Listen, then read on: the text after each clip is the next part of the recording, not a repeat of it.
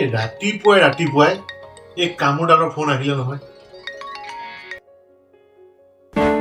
দাদা নমস্কাৰ।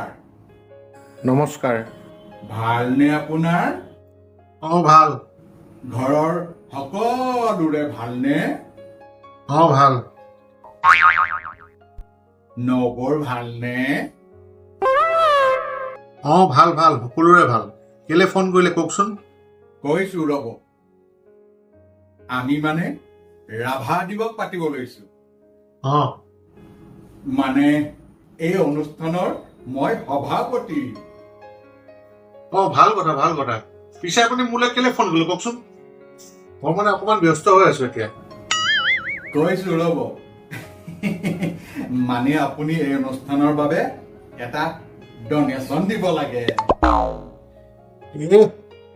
এইবাৰ বিহুত চান্দা দি তলি একেবাৰে উদং হৈ গৈছে। আপুনি ক'ৰ পৰা ডনেশ্যন দিব আপোনাক? নহয় আমাৰ এই ৰাভা দিৱসৰ অনুষ্ঠানটোত বিশিষ্ট অতিথি হিচাপে আমি আপোনাক সম্বৰ্ধনাও জনাম। এইবোৰনো কেলে মিছাতে? কি যে কয়, আমি আপোনাক সম্বৰ্ধনা জনামেই। আপোনালোকৰ পৰা যে আৰু উপায় নাই। তেনেকৈনো কিয় কয় বাৰু? তেনেহলে আজি সন্ধিয়া আমি আপোনাৰ ওচৰলৈ যাম দেই। নিশ্চয় যাম। আহিব।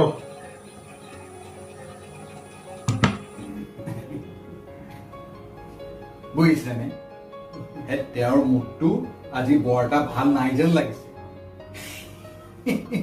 পুৱাই ঘৈণীয়েৰৰ গালি খালে হবলা।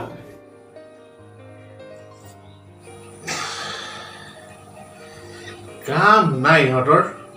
এই অনুষ্ঠান পতাৰ নামত খালি ইহঁতৰ পকেটত পইচা ভৰা ধান্দা।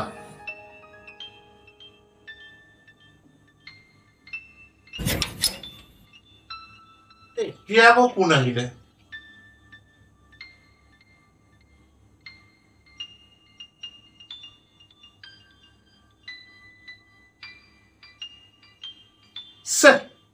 চাহ একাপো শান্তিৰে খাব নোৱাৰো।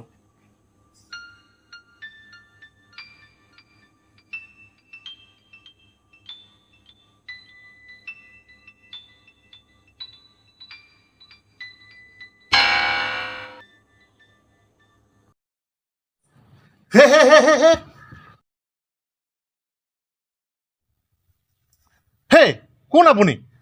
নমস্কাৰ বোপা। লোকৰ ফুলনিত সোমাই যে ফুল চুৰ কৰিছে, আপোনাৰ কি কোনো কাণ্ড জ্ঞান নাই নেকি? ক্ষমা কৰি দিবা বোপা।